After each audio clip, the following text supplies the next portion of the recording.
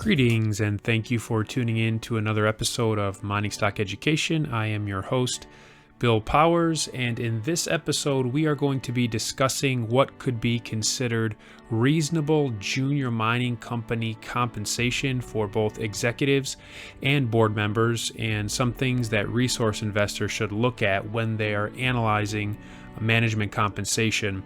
And this discussion is primarily pertinent to pre-revenue juniors, not so much to cash flowing producers, especially the bigger producers. If you're listening on YouTube, please leave your insights below regarding what you look for when you're analyzing management compensation and what are some immediate turnoffs or things that really you appreciate about management compensation. If you're listening via the audio podcast, please engage the topic, or feel free to engage the topic by emailing me at bill@MiningStockEducation.com. I'd like to hear your thoughts and feedback on this topic. I've asked four executives, different executives of junior mining companies that I respect, to share their insights with us on this topic. All four men have served on the board of directors of junior miners, and they actively invest their own money in junior mining stocks. The four executives are Ivan Bebek, Executive Chairman of Auryn Resources; Heye Daun, CEO and Director, Co-founder of Osino Resources. Both Auryn and Osino are sponsors of this show. Hugh Agro, President, CEO, and Director of Revival Gold; and Doug Ramshaw, who is the President and Director of Minera Alamos. We're going to begin with Ivan Bebek, and this first segment comes from a chat Ivan and I had while recording a recent interview together. Ivan gave me permission to share publicly what he shared with me in that conversation. So the conversation will pick up with us discussing what is appropriate compensation for an executive relative to the market cap and size of the company. Let's jump right in. I know that just from talking to a lot of people, they get kind of, if someone's making 300 and you're talking about a $15 to $40 million market cap. Yeah, no. It's all market cap 100%. And if you have market cap, say $400 million market cap, and you have one project that's fairly self-running, and it's, unless you're just performing year after year in your share price, there's no point to have an inflated, cost just because of market cap, right? But if that one company is, say it's a $300 million company and it has 7 projects in 2 different jurisdictions, that's a lot of time out of the day, right? So, I think I'm at 270 something a year is my income, but I've put $3.5 million of my own money into the company. And I like to say I take it out as principal because I work hard, and, I couldn't look my wife in the eyes if I didn't get paid for showing up to work. Right. I think that the comment that I would make is that, managing a lot of people and managing a lot of projects and raising money and continually, this year we're still up year to date, and performing kind of an annual basis repeatedly, I think there's going to be a certain level of compensation expected. What we haven't done, Bill, is we haven't given bonuses for over a year, because people have salaries like I do myself, and most certainly don't want to take a bonus unless the company's well-funded and performing. And we've agreed to that way unanimously, right? And if you compare us to our peers and other companies, we use a study, and I forgot the name of the group that does it. I'll find out for you, but we're in the middle of the road. And there's certain people that evaluate all the juniors and market cap wise. And we like to fall in the middle, not too expensive, but we need to keep people wanting to work with us, right? The second issue, if I heard you mention compensation, or maybe it was bonuses, based on how you're performing relative to your peers. So yes. I like new metrics, a new way of looking at things. So maybe you could talk about that too. So we look, we are actually adjusting our own compensation to be our compensated relative to our peer group. That would be sufficient. So if you took a bunch of companies that were good analogs to Auryn and you put them side by side, are you the number one performing one, or are you the last of 10 performing ones, right? And I've heard of this. My partner Sean and I have heard of this with some major companies, and we looked at it as a very smart way because we generally outperform the entire space. It's not because we want more bonuses, but a good way to evaluate yourself and determine how much you're performing without bias outside of your independent compensation committee is to look at your peer group. And I think a lot of companies, and this bothers me a lot of companies will draw a contract and they will just hold to that contract, the letter of the contract, with expectations of it being fulfilled. Okay, if you're a producing mining entity and if your compensation is reasonable, but if you're a junior, if capital's, not coming in readily, and if you're not performing, I don't see how you should be entitled to any kind of a substantial bonus. I think your bonus is that you continue to get supported financially and to keep your company alive a bit longer, right? But for our group, we're going to switch towards this new ideology, which is to base it off our peer groups and agree to those peers and perform against them and see how we rank. And that's how we'll determine all of our future bonuses. I am here with Heye Daun. He is the co-founder, CEO, and Director of Osino Resources, one of the sponsors of this show. And Heye, I'd like to get your thoughts on what is reasonable junior mining, pre-revenue executive compensation. Wow, Bill, you're putting me on the spot here. But I guess I've stuck my head out before, so I'm going to have to say something. I probably won't give you numbers, certainly not on a radio show. But generally speaking, I think pre-mining is very important. We don't earn cash, obviously. We're dependent on investor funds.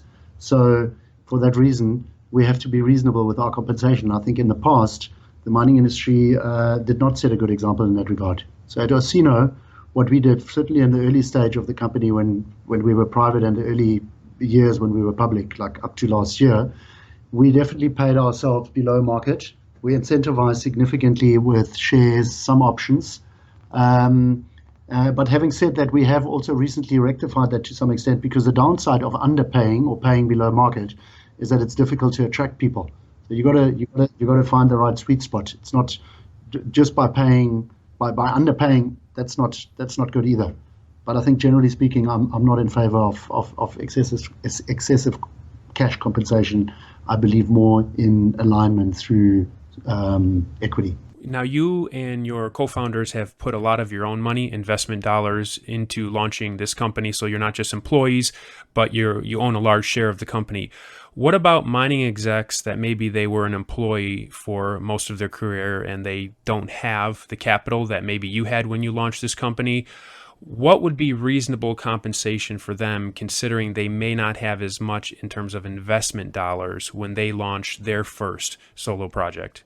Look, I mean, if you're hiring somebody who's not a founder of the company, then you're going to have to pay them, because if you pay peanuts, you get peanuts.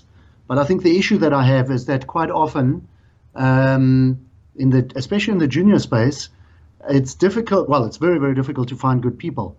But the best situation you could be in is if you find people that are truly aligned, i.e. that are invested, that are not just hired guns, but that are part of the formation or the start of the company, the growth of the company. Like in my case, I've been in the industry for 25 years.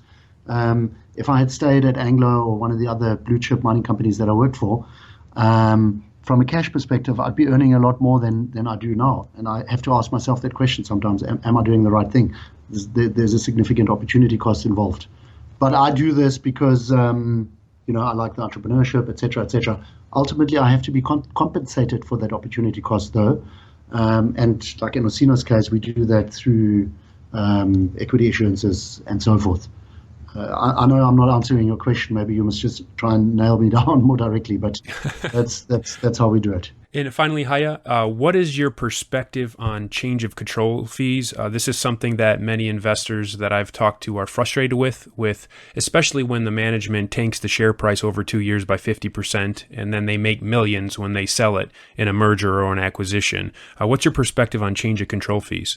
Well, I have strong feelings. I do think they are necessary because I'm not, change of control fees are there to deal with the agency problem. I'm not an economist, but I mean, in simple terms, the agency problem is, as a manager, you're there, you have a good job, but in order to look after the best interests of the shareholders, you must be incentivized to support deals if they are good and if they are accretive or if they represent value to shareholders. And that's conceptually where these change of control payments come from. and therefore I must be in favor of it. In fact, I've been in this situation myself with the last company we sold for $200 million. At the time, we had $40 million cash in the bank. We knew we had a great project. It was in 2012. We were living the dream. There was no reason for me to support the B2Gold transaction. At the time, we had a 3 times change of control payment. And in today's terms, I guess that would be seen to be excessive. In our case, we accepted the deal with B2Gold. And part of the reason we accepted it was because of the change of control payment. And in the end, retrospectively speaking, it was the right thing. We did the right thing at the time. So there, in that situation, the change of control payment did what it was supposed to do. But I guess the difficulty that we have nowadays, and what you're referring to, is that in the last few years, there's been a lot of value destruction in the industry where management teams have gotten paid quite high sums of money regardless of the value destruction. And that's obviously wrong.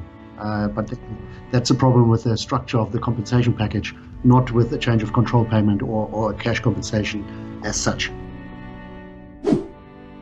All right, I am joined with Hugh Agro. He is the president and CEO of Revival Gold, and I asked Hugh to give us his thoughts on what is reasonable junior mining and management compensation. Hugh, thanks for joining me, and please share with us, because you worked for some of the major gold producers, share with us what it takes to recruit somebody that may have a nice salary and a nice position from one of these major gold producers to come and work for a junior gold developer or exploration company. Timely question, Bill. It's a difficult thing attracting the senior and capable people that you need in the space to new businesses. And I think what you really want to find is somebody who's motivated by something other than a salary, because in these junior businesses, unlike the senior companies where many of these people come, it's the case that you really have to be comfortable with the risk. You really have to be comfortable with the ambiguity, and you really got to love what you're doing. So you're there for more than just the salary. You're there because you want to make something great happen. When an investor researches the MD&A and the circulars regarding management compensation, can you give us some guiding principles of what you consider to be reasonable, especially for someone like we're talking about, an experienced professional that's been now recruited to a junior? Equity. I think you want to see equity alignment among senior managers, executives with shareholders, not different classes of shares, and certainly not just equity-linked compensation, but actual shares, actual skin in the game, shares bought with real cash, not shares vended through some property arrangement or through the construction of some shell structure, but real shares bought with real money, and a significant enough of them that it's meaningful to the executive concerned. When it comes to board compensation, how do you approach that at Revival Gold, and also how do you approach management compensation? Well, it's similar to the way a number of our peers approach the situation. At Revival Gold, we pay very basic salaries and board fees, and then we encourage our board members and our executives to buy shares. And at Revival Gold, we have about 13% management team ownership in the business. That's shares that have been bought in the market, shares that have been bought as part of private placements, but shares that have been bought with real cash. And that, I assure you, gives the team a lot of incentive to perform for shareholders. Another thing I think investors need to look for is severance arrangements. And, some of these things can get out of whack, out of alignment with what makes sense. It often is the case that executive teams can be motivated by doing transactions just for the sake of doing the transaction as a result of these very constructive severance provisions. And the good thing is that all of this is available to investors to see in the circulars. And in the case of Revival Gold, I think we're probably one of the most investor-friendly we have one of the most investor-friendly situations. The severance provisions for our team currently set at about 3 months. So there is really no incentive to sell the business or transact just for the sake of transacting. We're shareholders first. We want to see good value delivered for our shareholders, and that's job one. Excellent. I've been speaking to Hugh Agro, the president and CEO of Revival Gold. Hugh, thanks for joining me. Thank you, Bill. I'm here with Doug Ramshaw. He is the president and director of Minera Alamos, and he is also a director for one of the best exploration stories in the last year, that being Great Bear Resources. Doug, thanks for joining me, and could you share with listeners what's your perspective on reasonable board directorship compensation? Oh, hi, Bill. It's good to be with you. Well, I mean, personally, I'm a big believer that you should be paid based on the state of your projects and not the anticipation of what a project might be. So, we'll go into production next year, and I would hope at that point that remuneration would be more commensurate with our company as a gold producer than as a gold developer. And likewise, if we were a gold explorer, I think it would be commensurate with that stage. So, I think you need to align you have to align your work, your salary to the status of the projects that are within the company, and not try to anticipate what they might be. That's the way I look at it. And with directors of boards of junior miners that are pre-revenue, do you think that the primary compensation should be maybe options with expenses paid? Would that be considered reasonable? Yeah, I think, it all depends how active you are as a director. I don't want to be a director of a company that I'm not active and engaged to support the company and its business model. But typically, yeah, I think director fees should be very modest. And really the compensation for directors is largely option based. And hopefully, if you're in at the right time, like I was on Great Bear, you've also got some early stock as well that certainly makes the whole venture very rewarding. Should you get lucky. When an investor is looking at a potential opportunity and they're trying to assess whether the management team is aligned with shareholders, can you talk about the breakdown of share ownership and option ownerships that you would look for? I have a little rule of thumb, and that's, I always want to own more stock than I have options. So when I got involved with Minera, I needed to buy my position and did so in the open market and have bought now just over 4 million shares. I will always own more shares than I will options. So if I want to have a large option grant at some future point, I feel like I'm going to need to have put my money where my mouth is and buying the stock too. So that's just my rule of thumb, and it's one that I'm going to stick with moving forward. So, I've got 4 million shares that I bought alongside everyone else in our market over the last year and a half, and just over 3 million options. So if I want to go to 5 million options at some point, I know I'm going to have to throw a couple of $100,000 into the market. Otherwise, they break my rule, and I don't intend to do that. When investors are looking at a potential investment and they're researching the founders' shares of some of these exploration companies, and some of the founders may have been issued shares at a penny or 5 cents and 10 cents, and the shares could be trading at 30 cents. You have advised me in a previous conversation that don't just look at the cost of the shares, but there is another metric or way to look at it. If you could share that with listeners. Well, I think there are vehicles that are created with a lot of cheap paper, and largely with a chance of moving the cheaper paper into the hands of retail at higher levels. But not all cheap paper is the same, and there are examples where people have their founder positions, but they've put a lot of sweat equity into, and maybe more sweat equity than real equity into those positions, and there is a reward commensurate with sometimes 2-3 years of funding stuff personally to get it to a point where you can attract the investment in certain pre-public rounds. So it's tough. I think you need to ask the right questions of management or the brokers that are pitching you on these deals of what was actually done, to justify some of those early positions.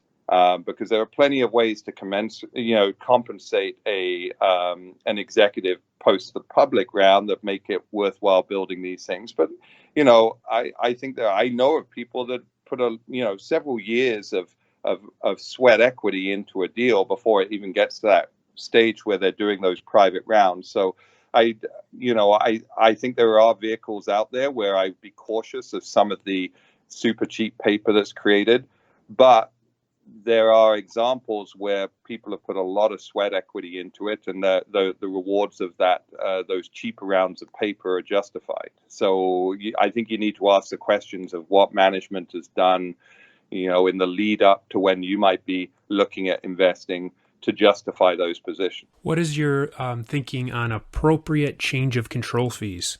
I've only ever had one, and I waived it because when I merged my company Corex Gold with Minera Alamos, I was actually staying on in this new capacity with Minera Alamos. So I didn't feel that the change of control was justified in my case because my job wasn't at risk.